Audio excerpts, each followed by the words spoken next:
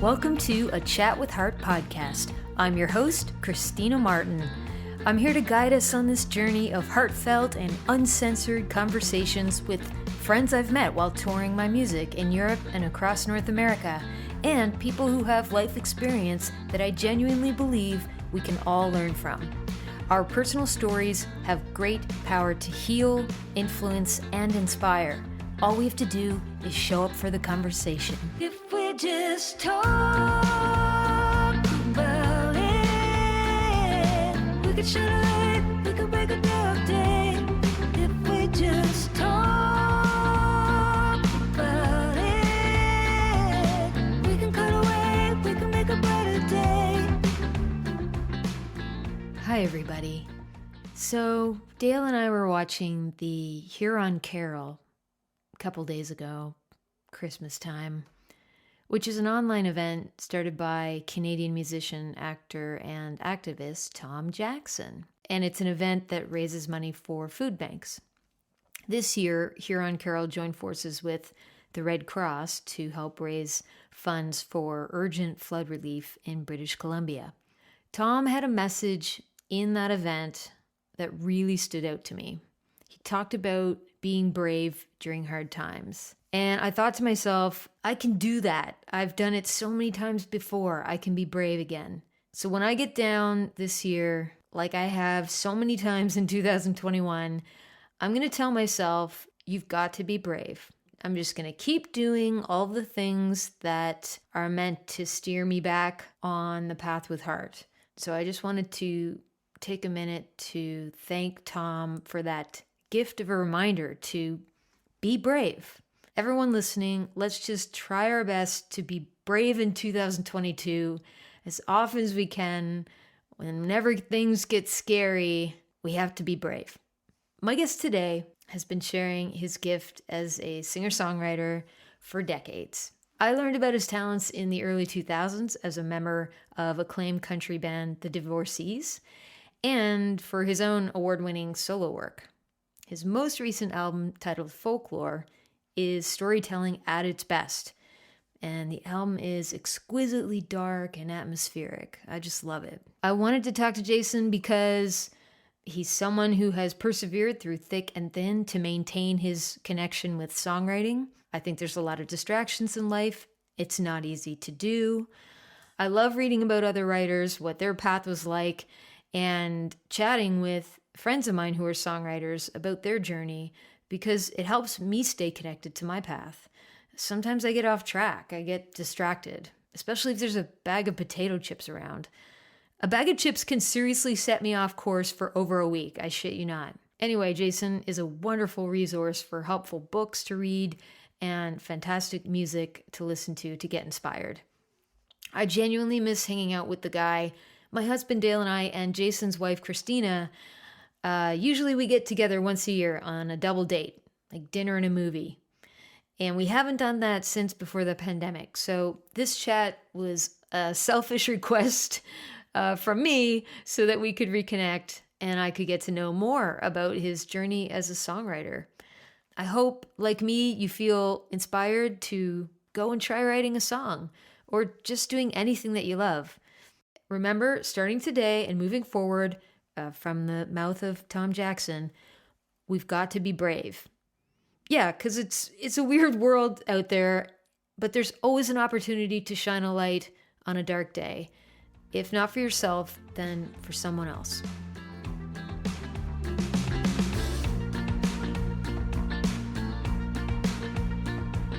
Welcome, Jason Haywood, to A Chat with Heart podcast. Thank you. I want to hear some highlights, and really they can be lowlights as well, from your time in COVID. It's been a rough, like a riding a wave kind of. There's crests and then you're at the bottom of the swell, and I've felt completely normal sometimes. Then I've felt like rock bottom other days. The last few weeks have been kind of I've been in a bit of a fog just because the stuff the government tells us versus what science tells you consider myself a fairly intelligent person, and I don't know what to believe anymore. So I don't know. It's really hard to navigate. It's really hard on person's mental health. I try to do all the things I can that I know how to do that I know make me feel better, like taking my dog for a walk and meditating when I can. And, and I have a physical job, so I'm tired when I get home, but you're still stuck with that whole existential dread. Yeah, I'm with you. Sound too heavy? No, not at all. And this is a chat with heart. All conversations are welcome, and I'm definitely the truth, right? And I totally relate, especially the last couple of weeks. I mean, I've been hearing about COVID fatigue for a long time, and I couldn't really relate to it, but right now I'm feeling it, and I don't mean that I'm not wanting to wear a mask or don't care about it. It's just that there's a lot of information. I almost feel numb to the information that I'm exposed to, and have really felt the mental health. And I'm really angry with our government too. Like they really opened up the province in the summer because I know they wanted to give people a break. I understand their heart was partially in the right place, and I think some of it had to do with commerce as well. Absolutely. And the economy, but it just really pissed me off because they had this hard line of, we want to have 75% of the province fully vaccinated before we let anyone in. And then we were at 64%. Oh, fuck it. Let's just let everybody in. Yeah. And take our masks off and not wear masks in public. And now look where we're at. We're like over 1,200 cases. This time last year, we had 51 active cases. And this year we've got almost 100 times. I know it's weird. Yeah. Right. Nova Scotia we just had our new record high for. You guys were doing really well for quite a while, and you guys are like a little past us. Like you were doing well longer than we were, and now you're starting to spike too. Yeah, we were just starting to think we were in the clear and could like feel good about the plans we had to work and tour overseas in a couple months, and now we're back to like we just can't even make a decision right now. We have no idea. Like nobody could have expected that we would be in this frame of mind for so long. It is almost 2 years. Yeah. Like I couldn't believe it. I figured it was a year and a half tops, but in March, it'll be 2 years. I want to take it back to pre-COVID times. Actually, I want to take it way back because we met, I don't exactly remember when, but I remember having an eye on what you were doing and really admiring you as a songwriter and your stage presence as a singer. And then I remember an in-person meeting at a cigar lounge in Halifax. Yeah. I remember that. And I feel like that was the beginning of our friendship, perhaps. Yeah, we sort of met, I think, in the mid 2000s, I think. Started to become friends probably in the late 2000s, right around there. 07, 08, I'd say. And yeah, I do remember sitting down with you and just talking about music and, trying to have a career and get ahead in it. And yeah, I didn't know how to do that, and I still don't. But I want to say that like we hit it off, and when we get together, we never have like a shortage of things to talk about. It's always like, I don't know, just real heartfelt, but also we find a way to laugh about like the shittiest circumstances as well. I really value our friendship, but I realize there's a lot of things I don't know about you. So I hope to get to know you more in this chat. I'll ask anything, really. Okay. And please forgive me. I'm a little new to the podcast hosting thing. If I throw questions at you that are just so fucking annoying, you can be like snarky and just say pass. No, I'm not like that. But I thought long and hard about these questions. I was like, oh, I really want to know this about Jason. Okay. How did you come into this world of songwriting? Well, I started, my dad always played the piano every Sunday. He took 10 years of lessons. He was very musical. He'd always play like songs like old 50s instrumentals like Alley Cat and The Stripper and then Scott Joplin stuff, you know what I mean? So he was like, his knowledge on the piano was pretty extensive, but he had his little repertoire that he'd do. And so I started taking piano lessons when I was 9, and I took to it. I took to classical music. I really enjoyed it. And then, I turned 16. After 7 years of that, I said, I don't want to take piano lessons because I'm if my older self could talk to my younger self, I'd say stop being such a moron and keep taking your lessons. So yeah. But around the age of 15 or 16, I met my friend Justin Bird in high school, and we formed a band, and we wrote our first song together when we were 15 or 16. It was called The One with the Roses. It's a, kind of a Smithsy REM-ish kind of love song, but very, very upbeat. And we started playing around and getting really good response. And, we'd have, packed shows and stuff like right off the bat. And I was like, people are either starved for live music or we really struck a chord with people our age. So yeah, regardless, it was a real rush. And, we were mostly playing covers then, but we eventually we get up to about 8 to 10 original songs. And then we realized, we gotta keep doing that. And him and I played in bands together on and off for probably about 8 years. We had another band called Shine, and we ended up moving away. And, as people grow up and whatnot, our paths diverged, and, he went and did his own thing, and I did my own thing. And I think I didn't really get serious about songwriting until I was probably in my mid-20s, though. And I'd take my first stab at it probably around 25. I had no idea what I was doing at all. No idea whatsoever. And I even talked to Justin about it. I'd say, I'm really stuck lyrically. I don't know what to do. Like he gave me a song. He said, I'm not using this. Do you want to use it for your first record? And so I did. And I kind of like looked at it, and, I said, well, I think I could probably do that. And so I think lyrically, though, I don't think I got really, really serious about lyrics until I was in my mid to late 30s. And like in the past few years, I've been reading a lot of books by I'm sure you've read Pat Patterson's books, writing better lyrics and songwriting with I've got that. Writing Better Lyrics and Songwriting Without Boundaries are both fantastic. Mm-hmm. And he had an online course through Berkeley that I took as well. And there were, a lot of, you have to hand in homework online at the end of every week. And anyway, that taught me a lot. So with the album I recorded with Dale, your husband, in 2017, that's when I think I really came into my own as a lyricist. I worked super hard on those lyrics, and I was really proud of them. And I'd written some good lyrics before that, but I think those were really solid. What do you think it was that brought you back to specifically songwriting? I would say that I can't picture not doing it. It just seems like it's sort of part of you, and you can't not write songs, and you can't not tell stories. And I think with the more recent things I've been doing, solo wise, I've been doing storytelling type songs. I really like to tell it from another point of view. But yeah, what keeps me coming back to it is I just love these just small little encapsulated stories in 3 to 4 minutes. And, they have a beginning, middle, and end. And, there's a story arc in there, and they're very compressed, but, it's like being a novelist in a way, but you're doing it in a more compressed scale. Yeah. Writing a novel. Which is something I'm planning on doing, actually. I've been compiling notes for the last year and a half. That's fantastic to hear. Yeah.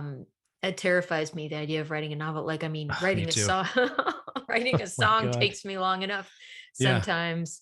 Yeah. I want to throw some misconceptions perhaps about songwriting at you and get your opinion. And this would be for the listener that maybe wants to be a songwriter or try it, even just as a hobby, but doesn't because they've maybe thought these things or heard these things.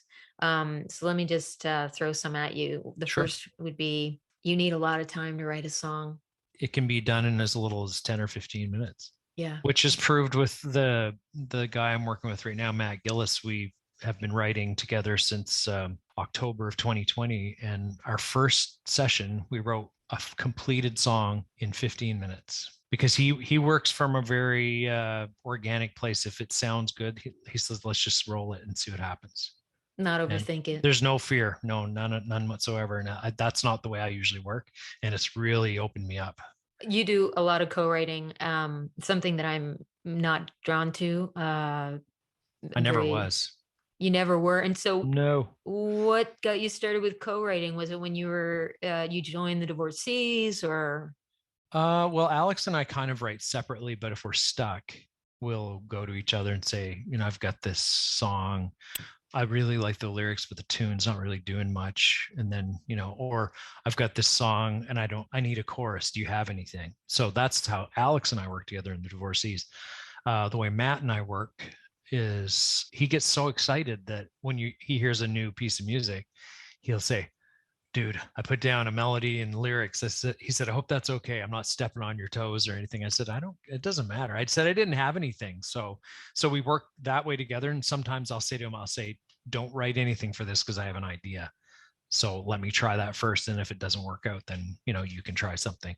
But there's no competition. There's no professional jealousy, or it's just I said it's probably the best partnership songwriting wise I've had since I worked with my first songwriting partner, which was Justin. And you know what I mean? It's very easy. We kind of bonded over a love of 60s pop songs, like some of the cheesier ones. And also like, then we started to get more into, like, we loved Laurel Canyon, that kind of vibe, like Joni Mitchell and the Byrds and the Doors and Love and all those kinds of bands. It would be nice to write in that vein, not to rip anybody off, but just to kind of not even pay homage to it, but just sort of like honor that amazing tradition where people would walk around Laurel Canyon and knock on each other's doors and show up with the guitar and say, I've got this new song, you get here, I'm so excited. You know what I mean? Then that's the kind of enthusiasm we have with each other. Like I'll send them, I'll sit down at my piano and record a little piece, and I'll put it in our Google Drive shared folder, and I'll say, check it out. And he's like, oh my God, that's so good. And he goes, I got an idea. I got a bass line that I'm like, it just happens so quickly. What's the name of the project? We're still trying to come up with something. And we've thrown a few names around. They're all taken. I call my listeners my little heartbeats. Mm-hmm. Maybe they will have some suggestions that you can have. Hey, any help we can get, but we'll come up with the coolest name for a band, and then I'll Google it and someone's used it already. You've shared the songs with they're me, rough, but I mean, they're great. No, they were beautiful. And thank you. I get what you're saying. Like, it does sound like a magical collaboration. It certainly saved my sanity in this whole shit show of a time we're living through. Yeah. Well, there's a couple of things you can do when you are living in this situation to make yourself feel better. And that's try to do a little bit of the thing that you love to do each day. Yeah. And the other thing I think is to help somebody else out. Yep. Yeah. 100%. What about this one? You need to be a trained musician or writer to start writing songs. Absolutely not. We are proof of that. We are proof of that. That's right. I taught myself how to play guitar when I was 16. My dad showed me a few things as well, and I took a couple of lessons, but I found lessons were kind of counterintuitive to what I wanted to do. They were teaching me how a certain way to play, and I wanted to learn my own way to play. So yeah, because they don't really teach you how to write songs. And I took piano for 4 years or something when I was really young, but they weren't teaching me how to write songs. It's just, it doesn't teach creativity. It just teaches technique and, dynamics and that type of thing, but theory or whatever. That Jeff Tweedy book. Is it How to Write One Song? Is that the title? I forget. I read it twice because Did you write 2 songs? I already had 40. So I was like, but there were so many examples and like good ideas in there about putting different adjectives with different nouns, and just the way he would make word lists. And like, I was very inspired by that. And I don't think he was saying you don't need to be a great guitar player to write a song. Mm-hmm. This pretty much answers your question, that if you can take 15 minutes a day, you can probably write a song for sure. Yeah. It might not be a great song, but I mean, it'll get you started. That's how I started. Yeah. I mean, some of my first songs are brutal. Yes. Cringeworthy. But I mean, I haven't heard your first songs, but I agree. I try not to let people listen to my there's one before what I call my first album, and I call that a expensive demo.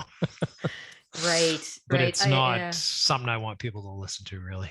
I tried to hide my first album for a long time, but then there were people that were asking me where they could find it because they lost their CD or whatever, and that they really enjoyed it.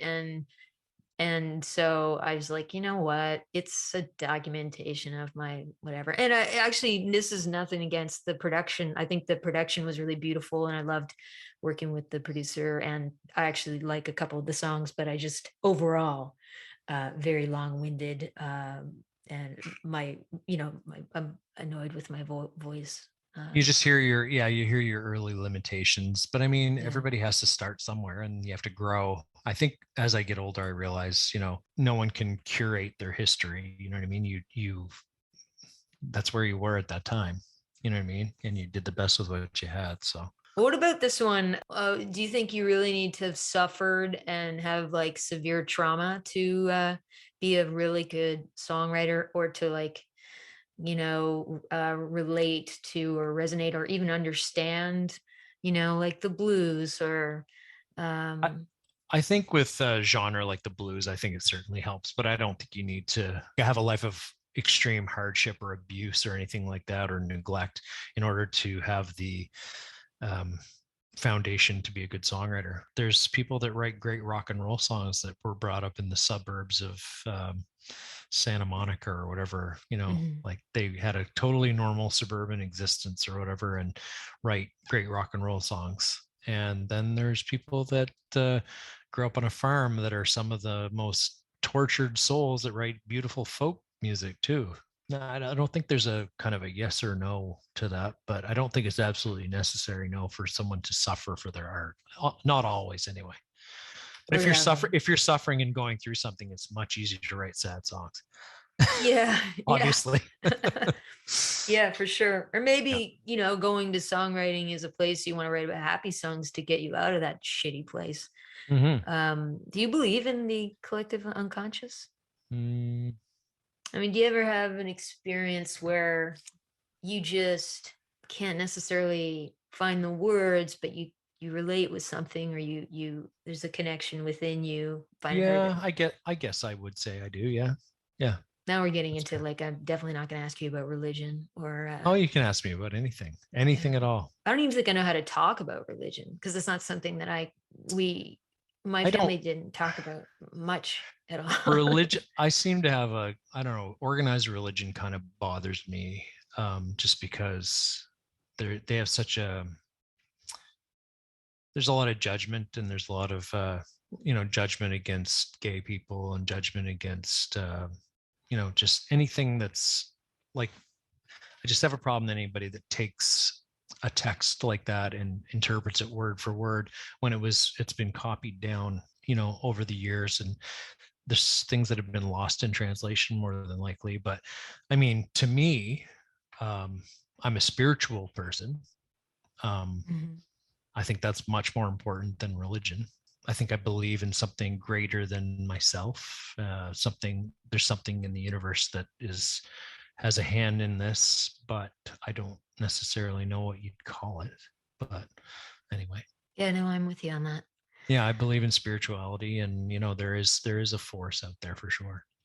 I've started for years now. I've incorporated prayer into my meditation practice, and I don't know who I'm praying to, but I don't know. I just find that the days that I do meditate or ask for help or put positive thoughts or prayers out there for others, that those are my better days. Yes.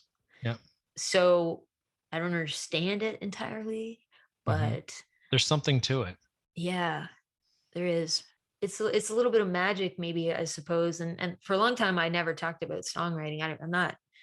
I kind of now learning how to talk about it. I didn't want to open it up. It was just something that I did. And I thought it was this little private universe, that I could escape to and sort out shit. And, but you still can.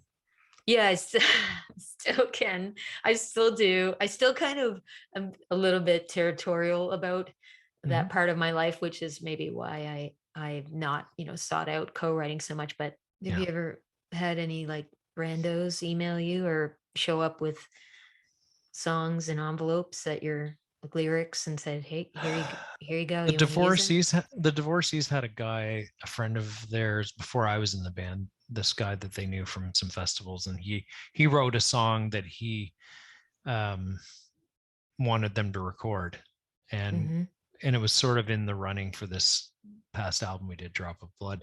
And but I don't know, I kind of said to the guys, I said, you know, I think this is the first album we've done where I'm back in the band, and I said, I think between Alex and I think we're talented enough songwriters that we should maybe stick to our own for now. I said maybe revisit this at some point. It's not that it's a bad song, it's a good song, but I think we should really stick to what we're best at, you know, and not look elsewhere for material. Yeah, you're also going to make more money that way. Yeah, you own the rights and whatnot. Hi, listeners. If you've been listening to the first episodes of this podcast, then you know I love conversation games. I use them in my online concerts to engage my audience because I can't see everyone's face, and it's a fun alternative to me just being the only one performing and talking.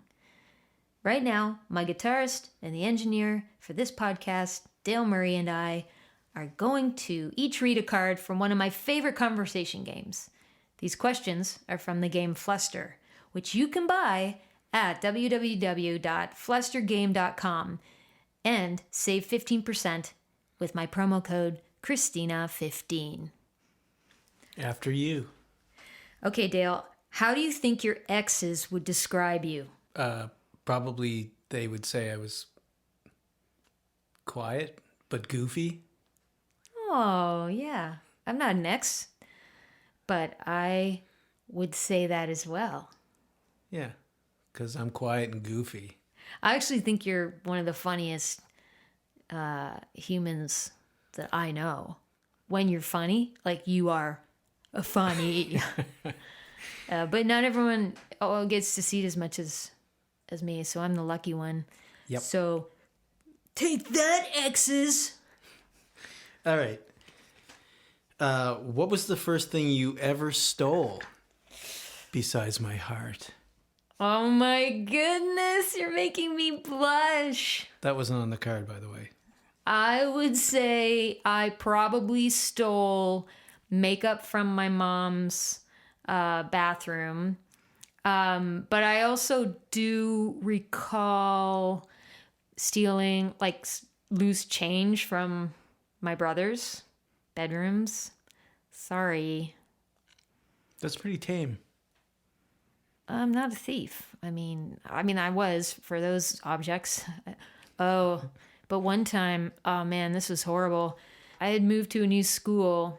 I wanted to kind of get in with like the other cool kids. I overheard this one girl saying how her parents had entrusted her with a house key for the first time and how excited she was to have this new responsibility. We were in gym class.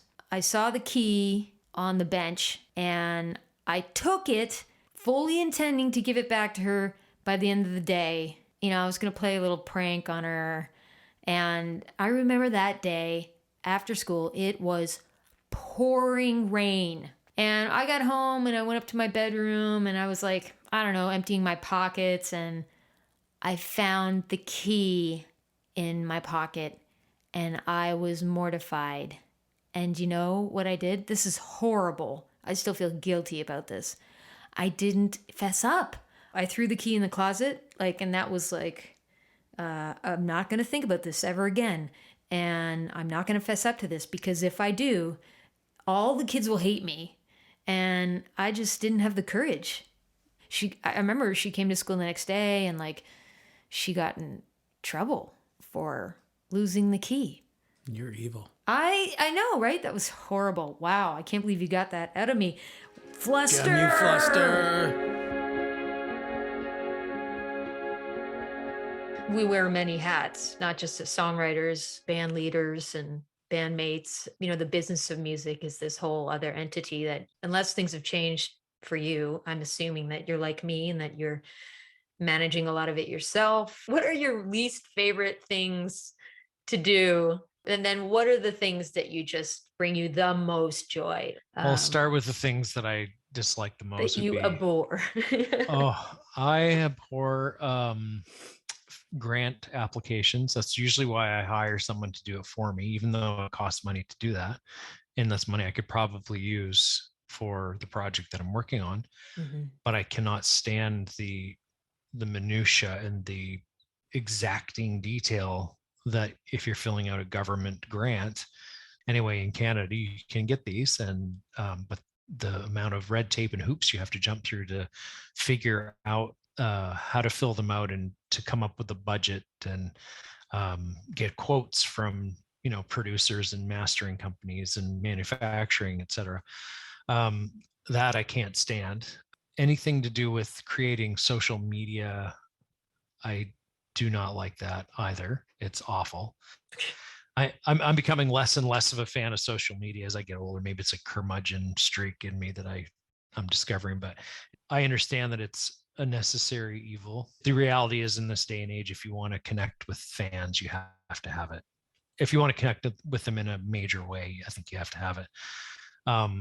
But Matt and I are basically just kind of struggling with that now. It's like, well, we've got to create an Instagram account and a Facebook page and have a website and get some band photos done, and like and I don't mind band photos because there's still an element of creativity to that, but just like the setting up accounts for stuff and trying to get followers, and you just feel like you're just like scrolling and clicking and looking at these Facebook marketing reports and trying to bump up your likes and all that.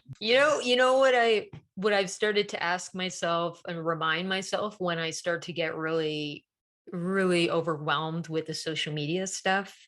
I mean, I do a lot of it, and I've done a lot of it over the years, but even I've driven myself to complete like insanity at times. And I started asking myself, like, at the end of your life, what are you going to regret? The answer is, I will regret having spent so much fucking time on social media, and not doing more of the things like songwriting and learning, piano, or learning an instrument. Exactly. Calling up a friend.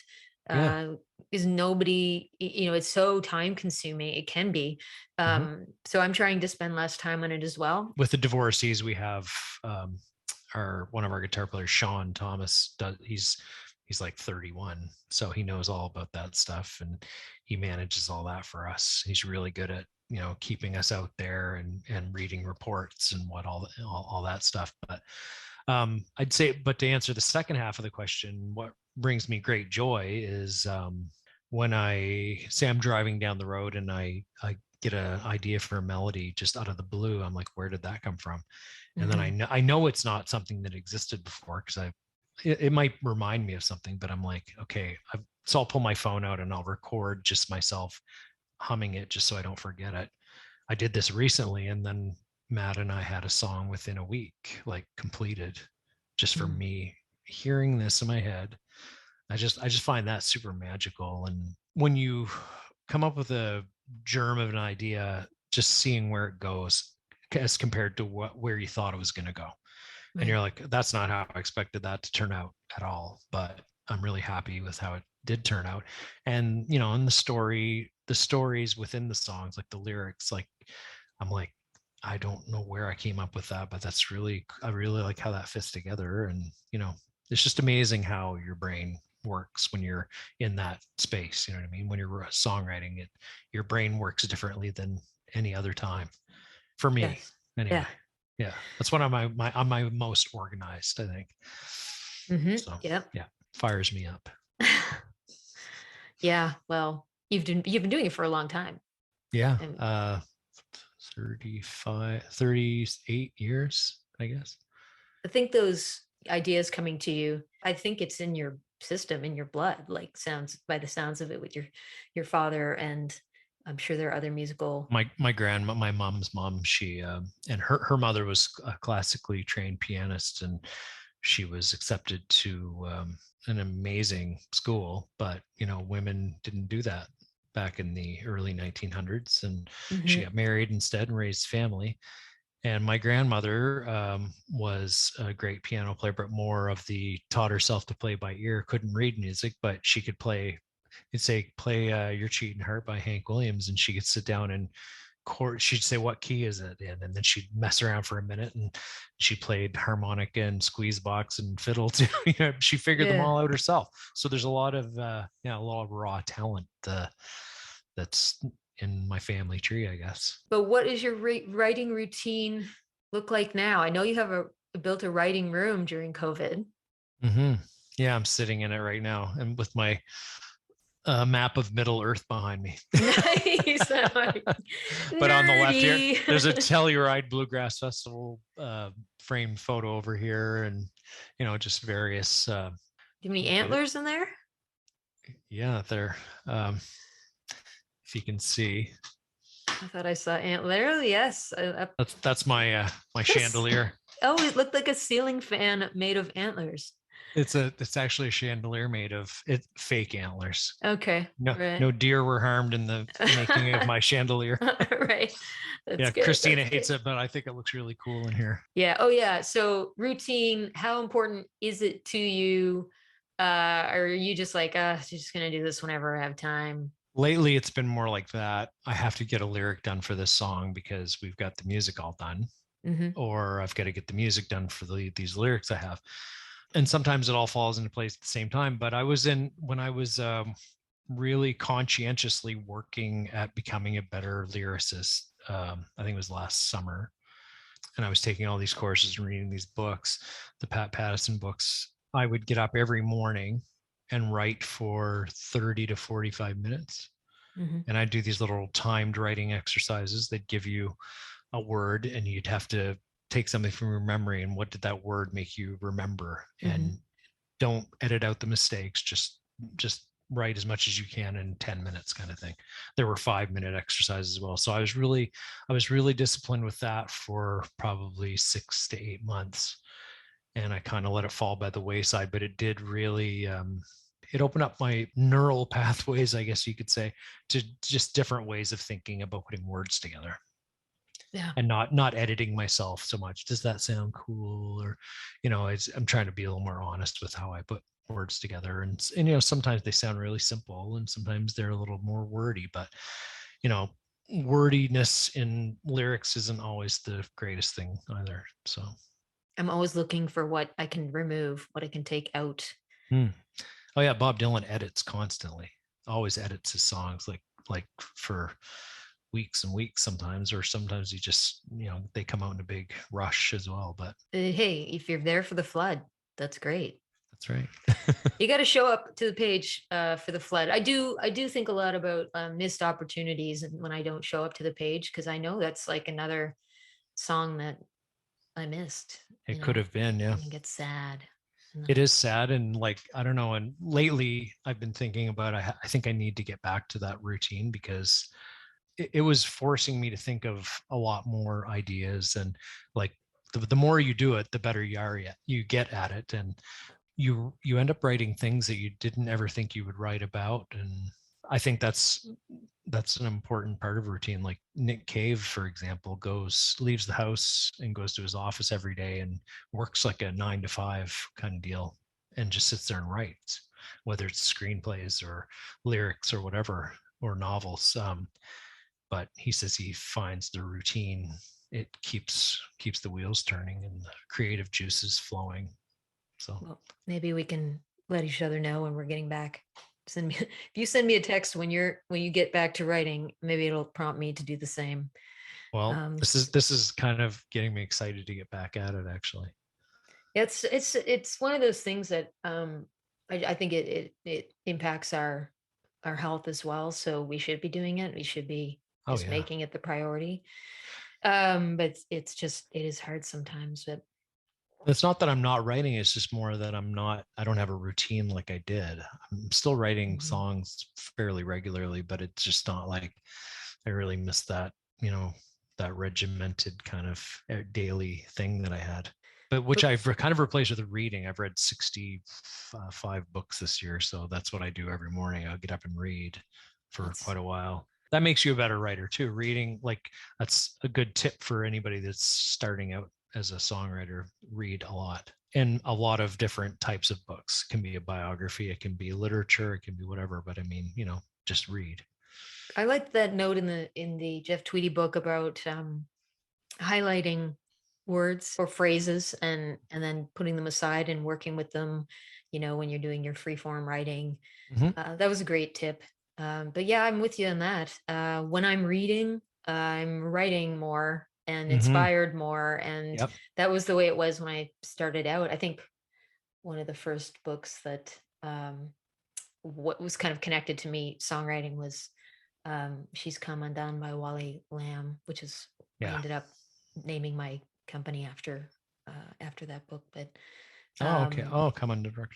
Yeah. When Dale and I started talking about this, doing a podcast, while we were on tour, I would always meet people who had really interesting stories, and I'd get into it with them. And then afterwards, I would, kind of walk away and go, man, that's such a wild story to share.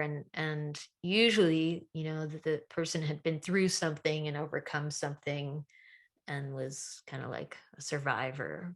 Yeah, I've had struggles with I've had some spells of depression in my life and that type of thing. And I find the more I cut myself off from people, which is when you're in that state, it's very natural to want to hide and just get away from everyone.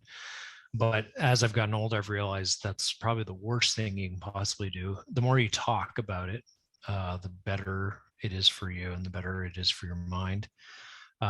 Walking in the woods is probably my salvation. When I say connecting with nature, not to sound too new agey, but like actually physically connecting with a really large tree. I read that somewhere, putting your hand on a tree and just kind of as a kind of a grounding exercise. It's really powerful. And doing mindful walking, like I have that Calm app, and there's a meditation you can listen to when you're walking, and they say, they tell you to think about how your feet are connecting with the ground and about all the different muscles that are being used in your legs, and you just basically work your way up through your body, and then you start to notice smells and sights and sounds, and basically at the end of it, you're just like, you have a deeper appreciation for the beauty that we have in this part of the world. Yeah. So that really helps me in bad times, I would say. You have a beautiful life, a beautiful family. Thank you. You're a beautiful person. I'm just so happy. I feel both Dale and I feel lucky to, be able to call you friend. And I just think you're doing it all right. And I know it's not always easy. No, it's not. And likewise, I feel the same about you guys. I mean, I'm lucky to have you guys in my life and be able to ask you tough questions and, and have lots of good laughs and lots of good music together. And hopefully we'll get to do that again in person soon. Yeah. And yeah, I really look forward to that. Where can my little heartbeats find you online? At Jay Haywood on Instagram. There's a Jason Haywood band page on Facebook, which is videos, performance videos and pictures. And I will be updating that. Also watch out for the project with Matt Gillis and I that will be, hopefully we'll be doing something with that soon. I'd say probably start recording in the spring. Is Jason Haywood on Bandcamp? Yeah, I think it's jasonhaywood.bandcamp.com. Thank you so much for this chat with Heart. My pleasure. That was really nice to see you again and talk to you. It is. And hold on. I think Dale, do you want to come say hi to Jason? Tell Blue Eyes to get in here. I want to see what he looks like. He's coming in. Holy crap, look at that handsome bastard. Dale looks like he just got off the set of a Bond film. Yeah. Very dashing. Welcome to the Heartbeat Hotline, 1-902-669-4769. I'm the host of A Chat with Heart podcast, Christina Martin, and I'm so excited you called. Leave me your question, a suggestion for the podcast, or a comment about this episode. Please be aware your message may be used on the podcast and social media. Tell me your name, where you're calling from, and it's also fine if you want to remain anonymous. Thanks for listening. Have a great fucking day. Christina Martin, Louise Renault calling you. I have subscribed today to your podcast, and I really look forward to hearing it.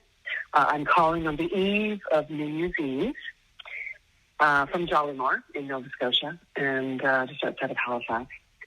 And I'm very excited to hear your podcast, and I'm hoping that maybe we could have a conversation. I recall years ago when we spent some time together at Bear Falls at a fledgling music festival that you and I, and every time we meet, we've had conversations about growing up and dads and losses and games and survival and all that. And I would look forward to having more of that kind of conversation. Anyway, thanks, Christina. I look forward to hearing from you sometime. And Happy New Year. Wow. I gotta be honest with you, listeners. I set up the Heartbeat Hotline. I had no idea anybody would ever call it. I'm so excited. Thanks so much, Louise Renault, for being the first little heartbeat to call the Heartbeat Hotline. I will be in touch, Louise. Thanks for leaving your contact info. And I would absolutely love to have a chat about dads, growing up, weirdness.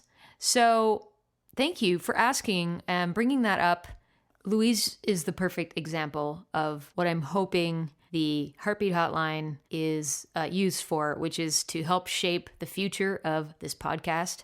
I want to know what you, the listener, wants to hear. Don't be shy. You can ask me questions on the Heartbeat Hotline, and maybe your questions will make it to an episode of the podcast.